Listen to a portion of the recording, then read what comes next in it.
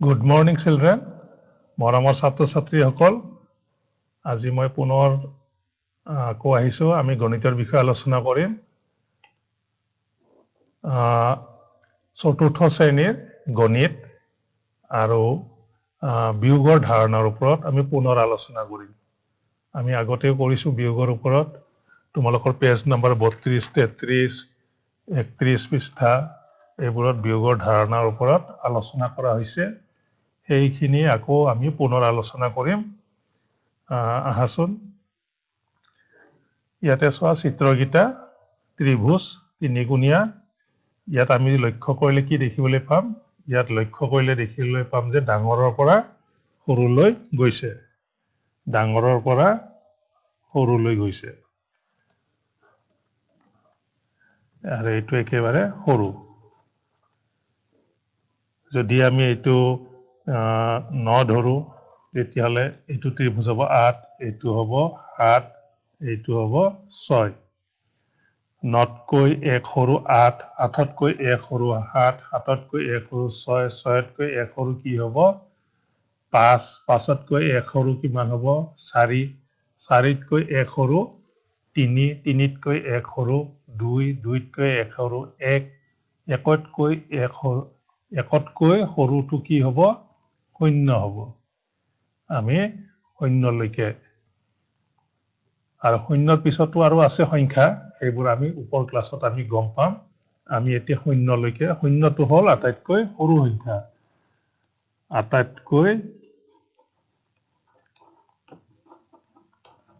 আটাইতকৈ সৰু অংকটো হ'ল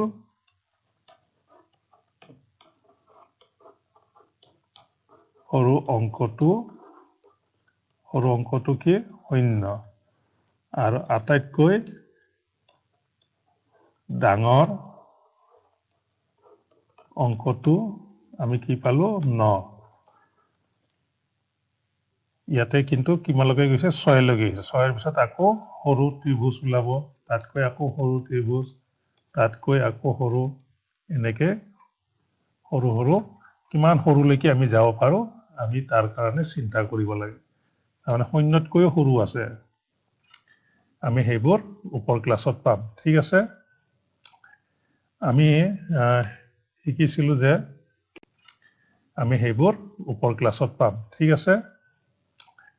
আমি শিকিছিলো যে ইয়াতো ঠিক তেনেকে বৃত্তৰে ঘূৰণীয়া বৃত্তৰ সহায়ত দেখুওৱা হৈছে সৰুৰ পৰা ডাঙৰলৈ, ডাঙৰৰ পৰা সৰুলৈ। যদি এইটো আমি 0 বুলি ধৰি লওঁ, সৰুটোক যদি 0 বুলি ধৰি লওঁ, এইটো 0, তেতিয়াহ'লে এইটো কিমান হ'ব 1, এইটো হ'ব 2, এইটো ত্ৰিভুজ হ'ব 3। মই সৰুৰ পৰা ডাঙৰলৈ আহিছো এইটো। ঠিক আছে, আমি এনেকে বিয়োগ অংক আমি শিকিব লগা হ'লে বা বিয়োগ অংক জানিব লগা হ'লে সৰু ডাঙৰ, পাতল গধুৰ, দীঘল চুটি, এইবোৰ আমি জানিব লাগিব। যিমানে আমি পাৰ্থক্য কলা বগা আমি যাতে এইবোৰ আমি মন কৰো। কোনটো পৰুৱাতকৈ কোনটো পৰুৱা সৰু, কোনটো ডাঙৰ, যিমান আমি সৰুলৈকে বস্তুবোৰ আমি চাব জানো, সিমানেই আমাৰ গণিত শিক্ষাত বেছিকৈ সহজ হ'ব। আমি ডাঙৰ বস্তুবোৰলৈকে লক্ষ্য কৰো, কিন্তু সৰু বস্তুবোৰ আমি লক্ষ্য নকৰো। পৃথিৱীত এনেকে কিমান সৰু বস্তু আছে, কিছুমান আমি লক্ষ্য কৰিব লাগে, সৰুতকৈ সৰু। ঠিক আছে, আমি অংক কৰিবৰ কাৰণে আমাক এতিয়া লাগে 10টা অংক লাগে। 10টা অংকৰ ভিতৰত 0ৰ পৰা আৰম্ভ হয় 0 এটা, 1, 2, 3, 4, 5, 6, 7, 8, 9। এই 10টাক অংক বুলি কয়। অংক চিন, তাৰ মানে গণিত কৰিবৰ কাৰণে চিন। এই 10 বুজাবৰ কাৰণে যথেষ্ট অসুবিধা হৈছিল। গতিকে তাত 100 বুলি ক'লে এনেকে চি আখৰ দিয়ে, চি মানে হ'ল 100, এনেকে পূৰণ চিহ্নৰ নিচিনাকে এনেকে X আখৰ দিলে 10 বুজায়, এটুক 10 বুজায়, এটুক 100 বুজায়, এনেকৈ তেওঁলোকে অংকবোৰ কৰিছিল। কিন্তু যেতিয়া শূন্য আৱিষ্কাৰ হ'ল, শূন্যই যথেষ্ট অংকবোৰত সহজ কৰি দিলে। কম ঠাইতে আমি অংকবোৰ কৰিব পৰা হৈ গ'লো। গতিকে আটাইতকৈ সৰু অংকটো কি হয়? নাম শূন্য। সৰু অংকটোৰ নাম হ'ল কি? শূন্য। শূন্য আটাইতকৈ সৰু অংক। আৰু আটাইতকৈ ডাঙৰ অংকটো কি? 9। ডাঙৰ অংকটো হ'ল 9। এই 9 আৰু শূন্যটো আমি জানিব লাগিব। আটাইতকৈ সৰু অংকটো হ'ল 0 আৰু আটাইতকৈ ডাঙৰ অংকটো হ'ল 9। কিন্তু কেতিয়াবা আমি যেতিয়া সংখ্যা বনাম তেতিয়া কিন্তু প্ৰথমতে কিন্তু শূন্যটো দিব নোৱাৰি। এইটো আমি এতিয়া শিকিম দেই।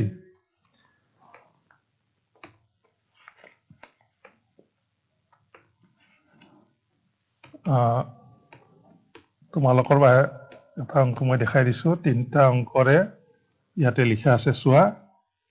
4টা, ইয়াত কি লিখিছে? 4টা অংকৰে লিখিব পৰা আটাইতকৈ ডাঙৰ সংখ্যাটোৰ পৰা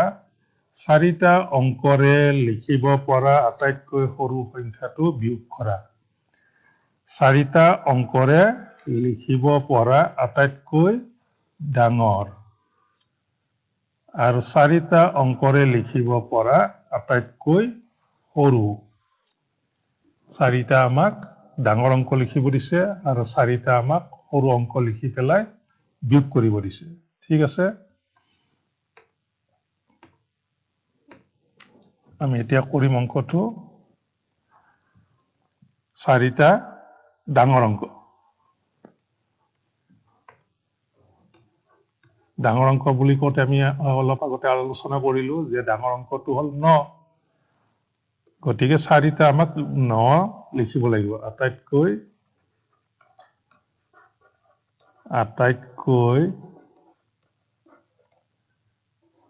4টা ডাঙৰ অংক হ'ল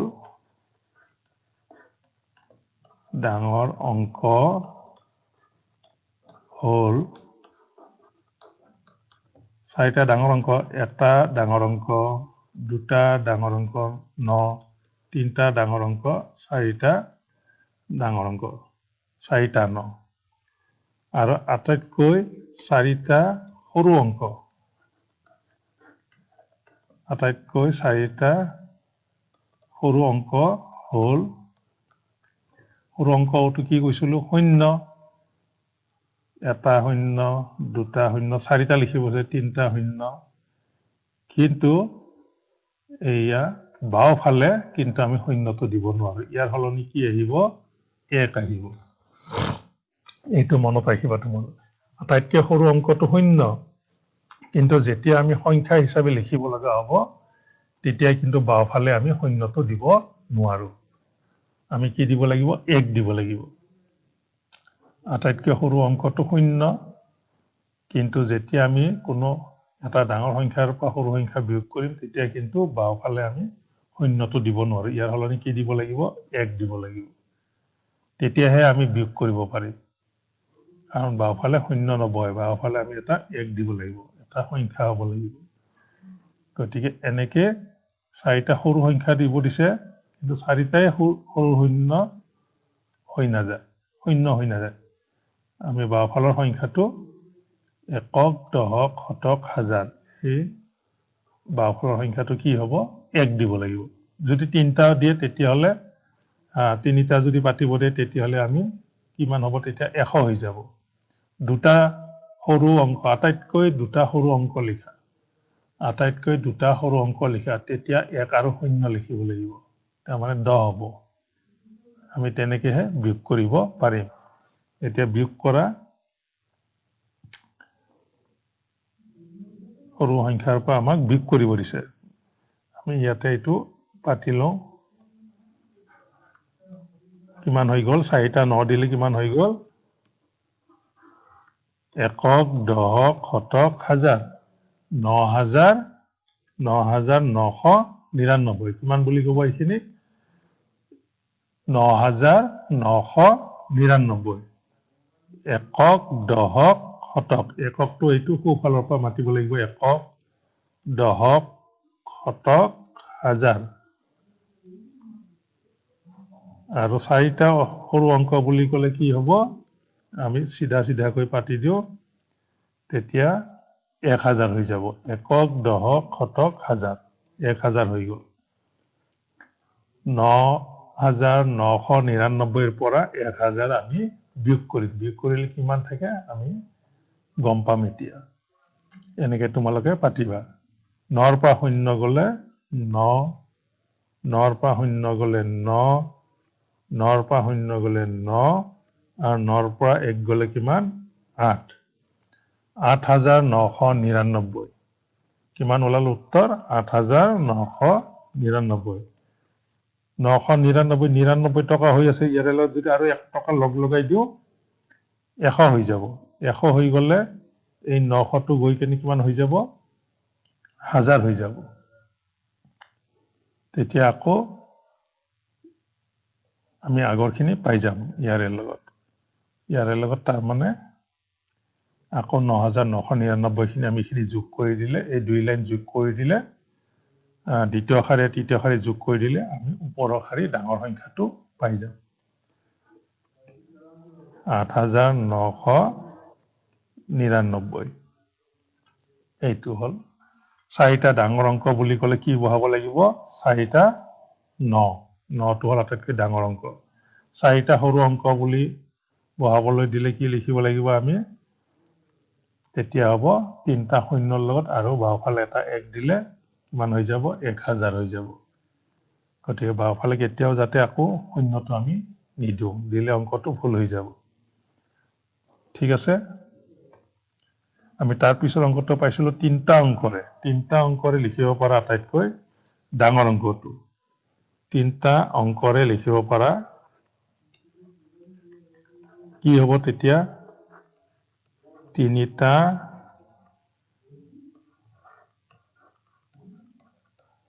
অংকৰে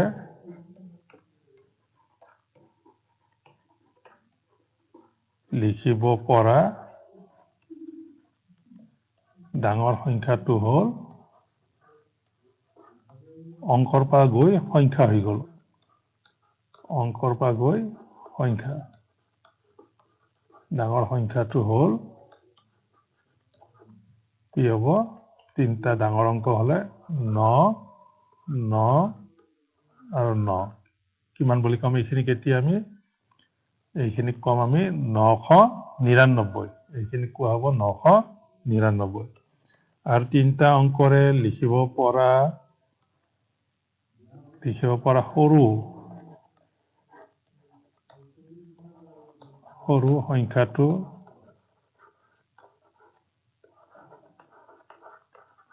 সৰু সংখ্যাটো হ'ল কিমান হ'ব সৰু সংখ্যা এনে ০ কিন্তু ৩টা বুলি কওঁতে বাওঁফালে কি আহি যাব ১ আহি যাব তেতিয়া ১০০ হ'ব এইটো কিন্তু মুখস্থ ৰাখিবা তোমালোকে মনত ৰাখিবা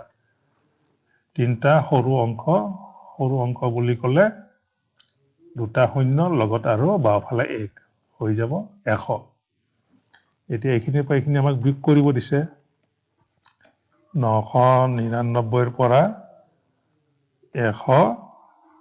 বিয়োগ কৰা এতিয়া ৯ৰ পৰা ০ গ'লে ৯ ৯ৰ পৰা ০ গ'লে ৯ আৰু ৯ৰ পৰা ১ গ'লে ৮ চাৰিটা দিওঁতে কিমান হৈছিল ৮,৯৯৯ হৈছিল ইয়াতে কিমান হ'ল এইবাৰ উত্তৰ ৮৯৯ হৈ গ'ল ইয়াক কিমান বুলি ক'ম আমি ৮৯৯ ঠিক আছে ঠিক তেনেকে যদি আমি ২টা অংকৰে লিখিব পৰা আটাইতকৈ ডাঙৰ তেতিয়া কি হ'ব ৯৯ হ'ব ২টা ৯ দুটা ডাঙৰ অংক কি অংক ইয়াক অংক বুলি কয় লগ লাগি পেলাই কি হৈ গ'ল সংখ্যা হৈ গ'ল অংকৰ পৰা গৈ চিনটো গৈ পেলাই কি হৈ গ'ল এটা সংখ্যা হৈ গ'ল 93 আৰু দুটা সৰু অংক বুলি ক'লে 1 আৰু এটা 0 হ'ব বিয়োগ কৰা যোগ কৰিব দিলে যোগ কৰিবা বিয়োগ কৰিব দিলে বিয়োগ কৰিবা 9 0 গ'লে 9 9 পৰা 1 গ'লে 8 89 99 পৰা 10 গ'লে কিমান 89 এইটো হ'ল দুটা অংকৰ আমি কিহেৰে গঠিত হৈছে এইটো দুটা অংকৰে গঠিত হৈছে দুটা অংকৰে গঠিত দুটা চিন লগ লাগি পেলাই কি হৈ গৈছে এইটো 999 হৈ গৈছে আৰু দুটা সৰু অংক 1 আৰু 0 কি হৈ গ'ল সংখ্যাটো তাৰ নাম হৈ গ'ল 10 ঠিক আছে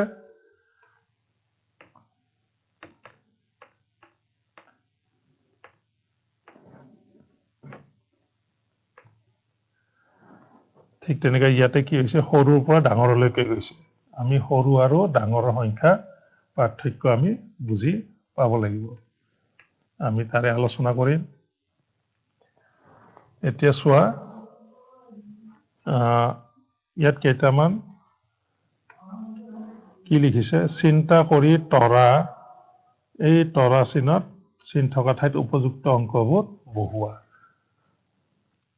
উপযুক্ত অংকবোৰ বহুৱা ইয়াত এটা কৰি দিছে বাকি দুটা আমি নিজেই কৰিব লাগিব ইয়াত কি দিছে এইটো 52 আৰু ইয়াত 3 * 1 31 2 পৰা 1 গ'লে 1 আৰু 5 পৰা 3 গ'লে 2 এতিয়া আমি মাজৰ সংখ্যাটো ওলাব লাগে এই মাজৰ সংখ্যাটো ইয়াতে কি বহিব গতিকে ডাঙৰৰ আমি ইয়াৰে মাজৰ সংখ্যাটো উলিয়াব লাগিলে ডাঙৰৰ পৰা সৰুটো বিয়োগ কৰিব লাগিব বিয়োগ কৰিলে মাজৰ সংখ্যাটো ওলাই যাব ইয়াতে কিমান হ'ব 6 * 8 68 3 * 4 34 এটা বিয়োগ কৰা এই অংকটো পাতি পেলাই কাষত আকৌ তোমালোকে এইটো অংক কৰিবা 8 ৰ 4 গ'লে 4 6 ৰ 3 গ'লে 3 ইয়াতে কি হ'ব ইয়াতে তোমালোকে পাতি দিব নালাগে উত্তৰত তোমালোকে পাতি দিবা তাত হৈ যাব ইয়াতে 3 আৰু ইয়াতে হৈ যাব 4 হৈ গ'লে কি হ'ব এতিয়া মিলিছে কিনে চোৱা এই দুই লাইন যোগ কৰিলে ওপৰৰ লাইনটো ওলাব লাগিব 4 য়ে 4 8 আৰু 3 য়ে 3 6 তাৰমানে অংকটো শুদ্ধ হৈছে মানে তলৰ দুই লাইন দ্বিতীয় শাৰী আৰু তৃতীয় শাৰী যোগ কৰিলে ওপৰৰ শাৰী ওলাব লাগিব তাৰমানে আমি যোগ কৰি কিনে প্ৰমাণ কৰিব পাৰো যে অংকটো শুদ্ধ হৈছে কিনা গতিকে এইটো অংক কৰোঁতে কাষত তোমালোকে এইটো অংক কৰিবা লুকাই থকা তৰা চিহ্নত কি হৈ যাব তৰা চিহ্নত হৈ যাব 3 আৰু 4 3 * 4 34 ঠিক তেনেকৈ এইটো কৰি চাওঁ আমি আমাকো আকৌ সেই মাজৰটো উলিয়াব দিছে মাজৰ শাৰী উলিয়াব লাগিলে আমি সদায় বিয়োগ কৰিব লাগিব 5 * 4 = 54 3 * 2 = 32 বিয়োগ কৰোঁ মাজত কি ওলাব 4 ৰ পৰা 2 গ'লে 2 5 ৰ পৰা 3 গ'লে 2 22 ইয়াতে 22 দিলে মিলিব কি নাই আমি চাই লওঁ দিলো 4 ৰ 2 গ'লে 2 5 ৰ 2 গ'লে 3 তাৰমানে 22 দিলে মিলিব আৰু আনফালে এটা কৰি চাব পাৰো এই দুই শাৰী যোগ কৰি চাব পাৰো 3 য়ে 2 য়ে 5 3 য়ে 2 য়ে 5 আৰু 2 য়ে 2 য়ে এয়া 4 ওলাই গ'ল তাৰমানে অংকটো শুদ্ধ এনেকৈ দ্বিতীয় শাৰী আৰু তৃতীয় শাৰী যোগ কৰিলে যদি ওপৰৰ শাৰী ওলাই তেতিয়াহ'লে জানিবা অংকটো শুদ্ধ হৈছে এতিয়া আমি আন এটা অংক কৰি চাওঁ আমি এতিয়া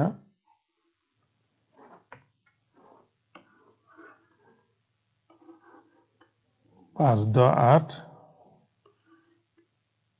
আমি কি ওলাম ইয়াতে থকা সংখ্যাটো কি হ'ব ওপৰৰ শাৰী আমি মাজৰ শাৰীহে ওলালো মাজত থকা সংখ্যাটো কি হ'ব বিয়োগ কৰি ওলালো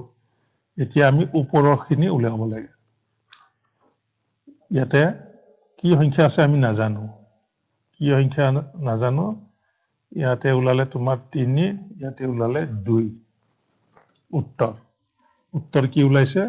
23 ওলাইছে আৰু দ্বিতীয় শাৰী আছে 58 এতিয়া প্ৰথম শাৰী কি আছিল প্ৰথমৰ শাৰী সংখ্যা দুটা কি আছিল আমি এতিয়া উলিয়াব লাগে আমাক এইটো দি দিছে অংকটোৰ দ্বিতীয় শাৰী 58 আৰু উত্তৰ হ'ল 23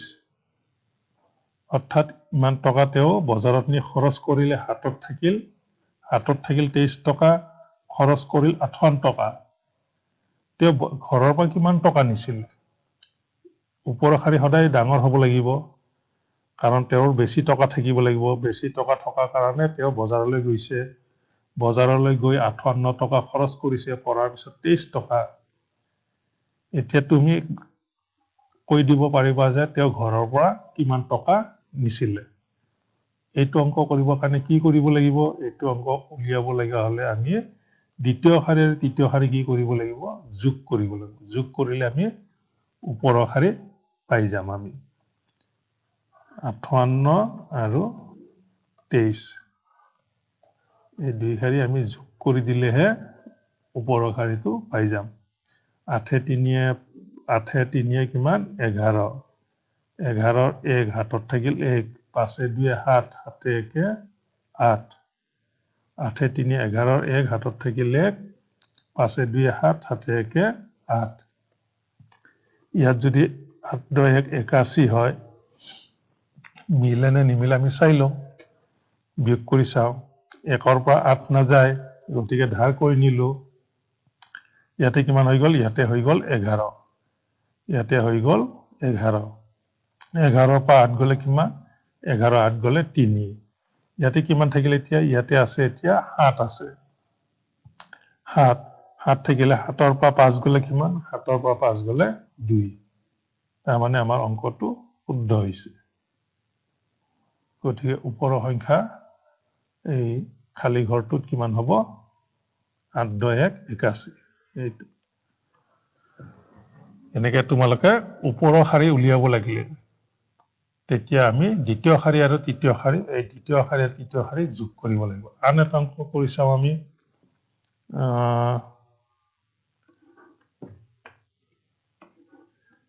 ইয়াত দিল 899 তলত দিলো তোমাৰ 3 2 5 এইটো বিয়োগ কৰোঁতে আমি ওপৰৰ শাৰী কিমান অৰ্থাৎ মই ঘৰৰ পৰা কিমান টকা নিছিলো উলিয়াব লাগে খৰচ গ'লে 899 টকা হাতত থাকিল 325 টকা গতিকে ওপৰৰ শাৰী উলিয়াব লাগিলে কি কৰিব লাগিব আমি দ্বিতীয় শাৰী তৃতীয় শাৰী যোগ কৰিব লাগিব 899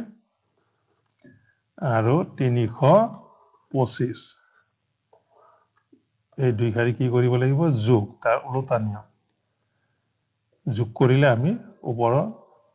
তেতিয়া আমি ডাঙৰ শাৰীটো পাই যাম এতিয়া যোগ কৰা 9 5 কিমান 9 5 14 4 হাতত থাকিল 1 9 2 কিমান 11 11 1 12 2 হাতত থাকিল 1 8 3 কিমান 11 11 1 12 কিমান টকা নিছিলে তেওঁ একক দহক শতক হাজাৰ 1224 টকা 1224 টকা এইখিনি মাতিব জানিব লাগিব একক দহক শতক হাজাৰ আৰু লাইনবোৰ চোৱা এনেকে পাতিবা হাজাৰ কাৰণে এইটো সংখ্যা বাহিৰত বাওঁফালে ওলাই আহিছে বাওঁফালে আহি থাকিব লাখলৈকে আহিব কোটিলৈকে আহিব কিন্তু এককৰ পৰা সেইফালে নেযায় সেই অংক পাম আমি ওপৰ ক্লাছত পাম তাৰ নিয়ম আছে গতিকে কিছুমানে এই অকমান খালি ঠাই থাকিলে একেলগে দুই ঠাইত পাতি দিয়ে সংখ্যাটো তেতিয়া অংকটো ভুল হৈ যাব পুনে পুনে একদম স্থানে স্থানে থাকিব লাগিব তেনেকে অংকবোৰ কৰিবা তোমালোকে ইয়াতে এতিয়া কিমান হ'ব ইয়াতে হ'ব 4 2 আৰু এইফালে কিমান হ'ব 1 10 4 14 হ'ব 1 10 2 12 ইমানখিনি থকাৰ পিছতহে 325 টকা ওলাইছে আমি বিয়োগ কৰি চাওঁ 4ৰ পৰা 9 বিয়োগ নাযায় ধাৰ কৰি নিলো 14 ইয়াতে হৈ গ'ল 14 14 9 গ'লে 5 ইয়াত থাকিল কিমান 1 আছে 1ৰ পৰা 9 নাযায় ইয়াৰ 12 2ৰ পৰা লৈ গ'লো 2ৰ পৰা 1 ধাৰ কৰি নিওঁতে কিমান হৈ গ'ল 11 11 নগ'লে কিমান 2 ইয়াতে কিমান থাকিল 1 আছে 1 2 1 11 ইয়াৰ পৰা ইয়াতে 1 আছে আৰু 1 এটা হাজাৰৰ ঘৰত আছে 11 11ৰ পৰা 8 গ'লে কিমান 11ৰ 8 গ'লে 3 মই এইবিলাক পাতিছোঁ তোমালোকে এইবিলাক পাতিব নালাগে মুখে মুখে কৰিব লাগিব বিয়োগ অংক কৰোঁতে কাৰো লগত কথা নাপাতিবা নহ'লে 1 ধাৰ কৰি লৈ যায় আমি পাহৰি যাওঁ তেতিয়া ইয়াতে ধাৰ কৰি লৈ গৈছোঁ কিন্তু ইয়াতে কিমান আছে ধাৰ কৰি নিয়াৰ পিছত ইয়াত 1 আছে আকৌ যদি তুমি ইয়াত যদি এই সংখ্যাটোক যদি 2 বুলি ধৰি লোৱা তেতিয়াহ'লে অংকটোৰ উত্তৰ ভুল ওলাই যাব সেইকাৰণে বিয়োগ অংক কৰোঁতে কাৰো লগত কথা পাতিব নালাগে কাৰণ ইয়াতে সংখ্যাবোৰ লুকাই থাকে তুমিহে দেখা পাবা আনে দেখা নাপায়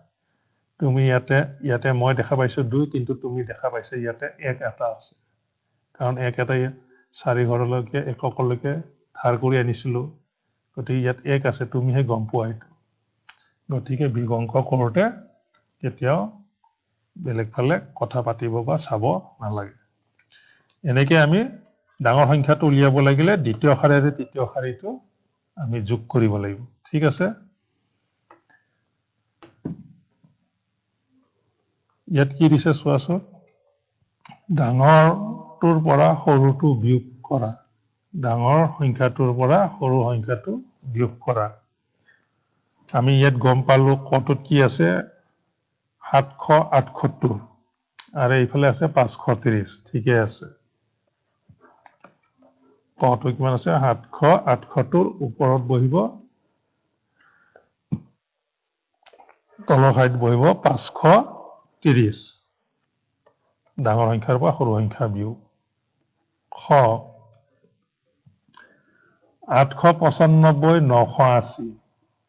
এই দুইটা সংখ্যাৰ ভিতৰত কোনটো ডাঙৰ 895টো ডাঙৰ নে 980টো ডাঙৰ ইয়াতে একক দশক শতক ইয়াতে 900 আছে ইয়াতে একক দশক শতক ইয়াতে 800 আছে নিশ্চয় 800টো সৰু গতিকে সৰু হলে 895টো আমি তলত পাতিব লাগিব ওপৰত কি পাতিম 980 আৰু তলত কিমান পাতিম 895 তেতিয়াহে অংকটো শুদ্ধ হ'ব তুমি 895 দেখি পেলাই যদি প্ৰথমতে পাতি দিছা তেতিয়াহ'লে অংকটো ভুল হৈ যাব সৰু সংখ্যাৰ পৰা ডাঙৰ সংখ্যা বিয়োগ নেযায় গড়টো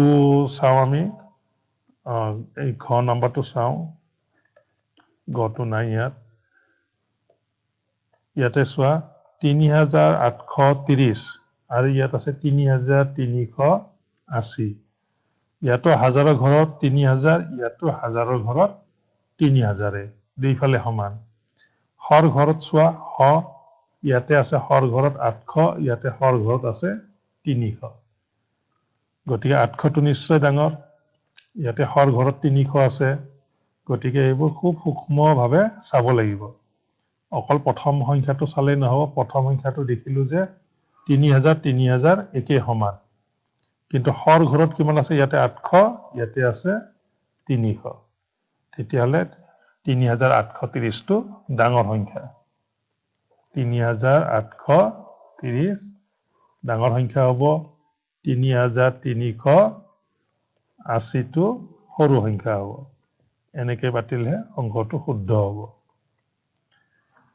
উন্নতটো চাওঁ আমি এতিয়া উন্নতত কি লিখে ইয়াত আছে একক দশক শতক হাজাৰ 4950 4950 ইয়াত কিমান আছে একক দশক শতক হাজাৰ কিমান আছে 4590 4590 গতিকে ইয়াতো 4000 এইফালেও 4000 একেই সমান গতিকে এইফালে কিমান 900 আৰু ইয়াতে আছে কিমান 500 900 আৰু 500 তেতিয়াহ'লে নিশ্চয় 900টো ডাঙৰ আৰু 4500 সংখ্যাটো সৰু গতিকে আমি ডাঙৰ সংখ্যাটো ওপৰত পাতিম 4950 আৰু এইফালে হ'ব 4590 ঠিক আছে এতিয়া এনেকে পাতি পেলাই আগতে পাতি ল'বা ৰাশিবোৰ চাই পেলাই সৰু ডাঙৰটো আগতে আমি উলিয়াই ল'ব পাৰিব লাগিব এতিয়া তুমি বিয়োগ কৰি যোৱা এইখিনি বিয়োগ কৰিব দিছে বিয়োগ কৰি যোৱা 8ৰ পৰা 0 গ'লে কিমান 8 7ৰ পৰা 3 গ'লে কিমান 4 7ৰ পৰা 5 গ'লে কিমান 2 কিমান ওলাল উত্তৰ 248 248 নেক্সট চোৱা 0ৰ পৰা 5 বিয়োগ নাযায় 0ৰ পৰা গতিকে ধাৰ কৰি আনিলে কিমান হৈ গ'ল 10 10ৰ 5 গ'লে 5 ইয়াতে কিমান থাকিল এতিয়া 7 থাকিল এক ধাৰ কৰি আনিলো 17 17ৰ পৰা 9 গ'লে কিমান হ'ব 17ৰ 9 গ'লে 8 নেওতা মাতিব লাগিব তোমালোকে 9 9 গ'ল থাকিল 0 10ৰ 9 গ'ল থাকিল 1 11ৰ 9 গ'ল থাকিল 2 12ৰ 9 গ'ল থাকিল 3 13ৰ 9 গ'ল থাকিল 4 14ৰ 9 গ'ল থাকিল 5 15ৰ 9 গ'ল থাকিল 6 16ৰ 9 গ'ল থাকিল 7 তাৰপিছত 17ৰ 9 গ'ল থাকিল 8 এনেকে নেওতাখন মাতিবা এতিয়া ইয়াতে কিমান আমি ধাৰ কৰি আনিছিলো ইয়াতে 17 হ'ল গতিকে ইয়াতে কিমান আছে 8 আছে 8ৰ পৰা 8 গ'লে 0 0 বাওঁফালে নবহে ইয়াতে 8 আছে 8ৰ পৰা 8 গ'লে 0 0 বাওঁফালে নবহে ইয়াত ইটোৰ উত্তৰ কিমান হ'ব ইটোৰ উত্তৰ হ'ব 85 8 10 5 85 10ৰ 5 গ'লে 5 17ৰ পৰা 9 গ'লে থাকিল 8 ইয়াতে আছে 8 8ৰ পৰা 8 গ'লে 0 0 বাওঁফালে নবহে কাৰণ বাওঁফালে বহিলে তাৰ কোনো মান নাই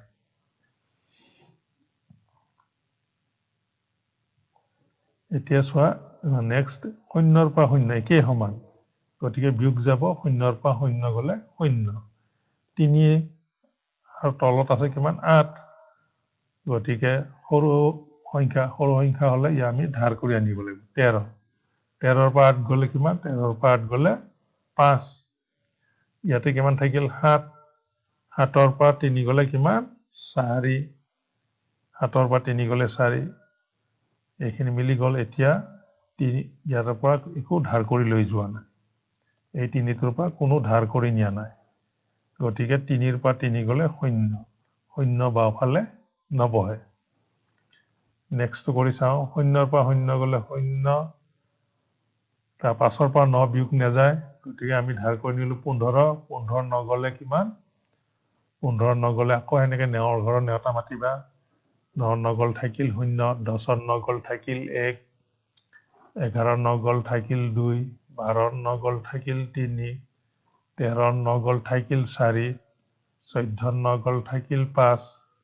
15ৰ 9 গ'ল থাকিল 6 এনেকে নেওতা মাতিবা ইয়াতে কিমান থাকিল এতিয়া ইয়াতে থাকিলে 8 8ৰ পৰা 5 গ'লে কিমান 8ৰ পৰা 5 গ'লে 3 5ৰ ঘৰ নেওতা মাতিবা 5ৰ 5 গ'ল থাকিল 0 6ৰ 5 গ'ল থাকিল 1 7ৰ 5 গ'ল থাকিল 2 8ৰ 5 গ'ল থাকিল 3 যিমানে নেওতা মাতিবা সিমানে তুমি অংকত খৰকৈ কৰিব পাৰিবা এইখিনি মিলি গ'ল 8ৰ পৰা 5 গ'লে থাকিল 3 ইয়াৰ পৰা আমাৰ কোনো ধাৰ কৰি নিয়া নাই গতিকে 4ৰ পৰা 4 গ'লে 0 0 বাওঁফালে নবহে গতিকে উত্তৰটো কিমান হ'ব 360 ঠিক আছে তোমালোকে এনেকে কৰিবা ইয়াত এটা অংক দিছে চোৱা 7 5 4 9 এইটো অকলশৰীয়াকৈ আছে এতিয়া কমা চিন আছে না অকলশৰীয়া আছে লগ লগাই দিলে কিমান হৈ যাব 7549 7549 হ'ব 7 5 4 9 অংক বুলি কৈছে অংক 4টাৰে গঠন কৰিব পৰা আটাইতকৈ ডাঙৰ সংখ্যাটোৰ পৰা এই অংক 4টাৰে গঠন কৰিব পৰা আটাইতকৈ সৰু সংখ্যাটো বিয়োগ কৰা। ইয়াত কি দিছে আকৌ এবাৰ পঢ়িছো 7 5 4 9 অংকৰে অংক 4টা আছে চি গঠন কৰিব পৰা আটাইতকৈ ডাঙৰ এই 4টাৰে আমি ডাঙৰ সংখ্যা এটা সাজিব লাগিব আৰু এই 4টা অংকৰ পৰা এটা আকৌ আমি সৰু অংক বাছিব লাগিব বাছি পেলাই আমি কি কৰিব দিছে আমাক বিয়োগ কৰিবলৈ দিছে মই তেতিয়া ত্ৰিভুজ বৃত্ত দি শিকালো আমি আলোচনা কৰিছিলো যে সৰুৰ পৰা ডাঙৰলৈ আৰু এটা ডাঙৰৰ পৰা সৰুলৈ আমি সেই সংখ্যাবোৰ চিনি পাব লাগিব কেনেকে যদি চিনি পাও তেতিয়াহলে আমাৰ বিয়োগ অংকবোৰ শুদ্ধ হ'ব ইয়াৰে ভিতৰত এতিয়া চোৱা কি আছিলে 7 5 4 9 এই 4টা দিছে আমাক ইয়াৰে ভিতৰত ডাঙৰ অংক কোনটো আমি ইয়াত লিখিব লাগিব ডাঙৰ অংকটো হ'ল আমি লিখিব লাগিব ডাঙৰ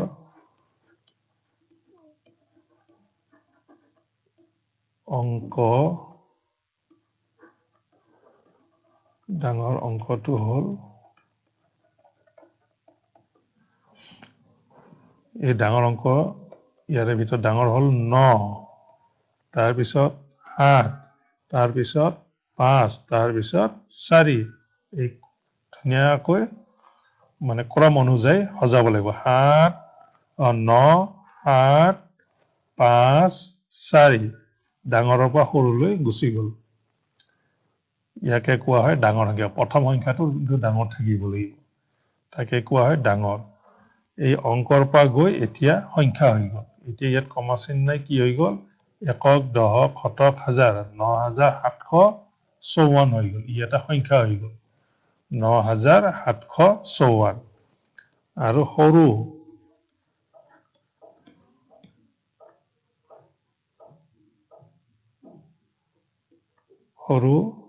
আমাৰ ইয়াতে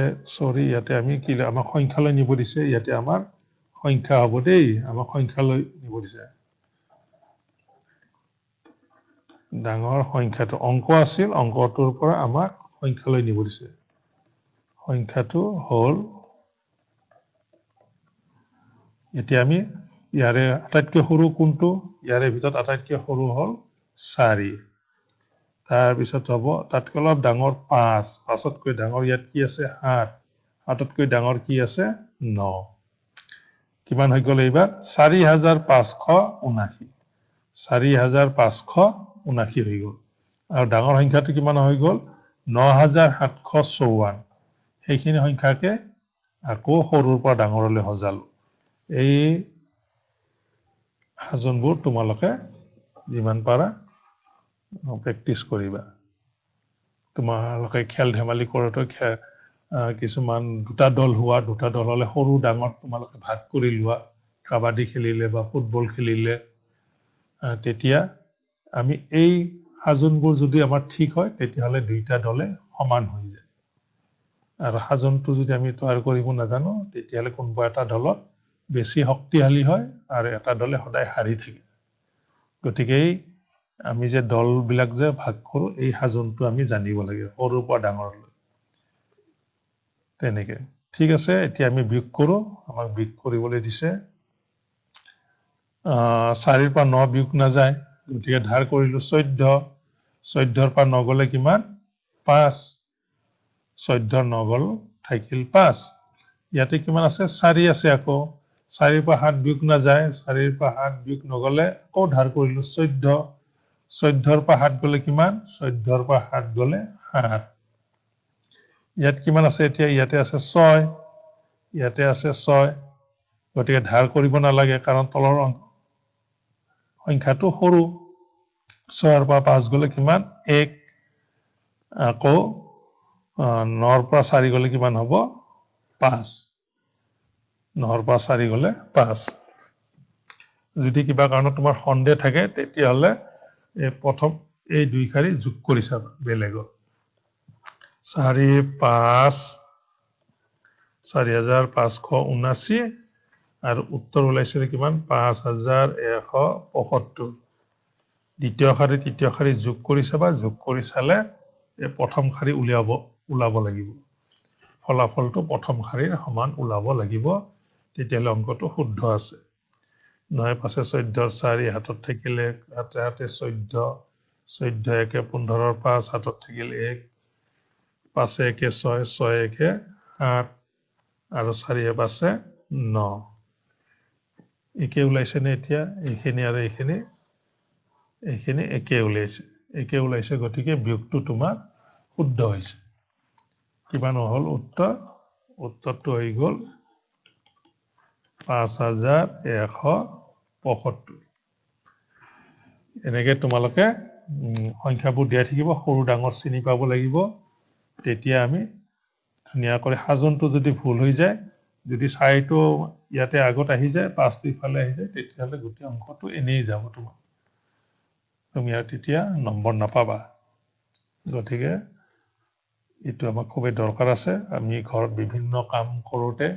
সৰু ডাঙৰ আমি মিলাব পাৰিব লাগে তেতিয়া আমাৰ বস্তুবোৰ নষ্ট হৈ নাযায়